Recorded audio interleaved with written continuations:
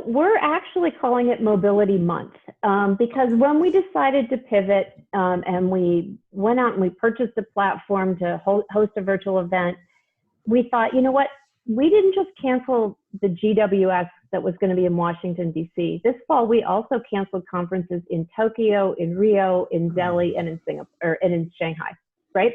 So we were going to be all around the world. So then the question becomes, all right, if we have a platform that allows us to ignore kind of time and space barriers, what are we going to do with it?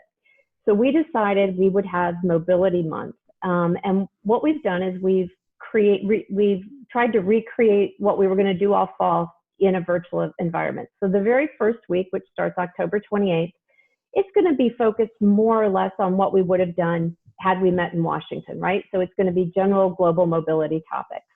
The second week falls right after, or is the week of the election.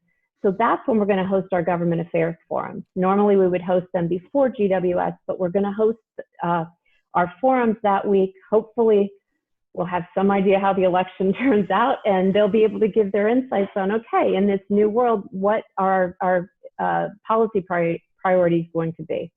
The third week is our international week. So we have one day devoted to EMEA, one day to APAC, and one day to Latin America. And we will host the live portions of those events in the time zones, in the regional time zones, so that we're the ones getting up in the middle of the night, not people in Asia. But everything will be recorded. So if you're here and you want to listen in, you can listen to it on your own time zone, which is what I love about this. And then the last week, we come back, and it's the week before Thanksgiving, and we close again with kind of bringing everything together, again, having topics more like we would normally have at GWS.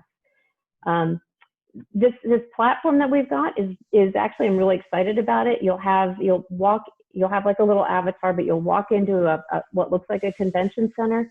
Go off to one side is the exhibit hall. So we have exhibitors who are going to be there and have booths, and they'll have the ability in their booths to have videos, to hand out materials, to have live chats with you. Go into another direction, and it's the conference session. So we'll have a mix. Some things will be actually held live.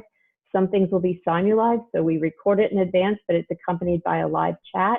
Some things will be pre-recorded. And then, and some things will be what we're just putting in what we're calling the resource center. So they might not be kind of a featured session on the agenda, but we're going to have additional topics that will just be available for anybody to watch that'll be pre-recorded.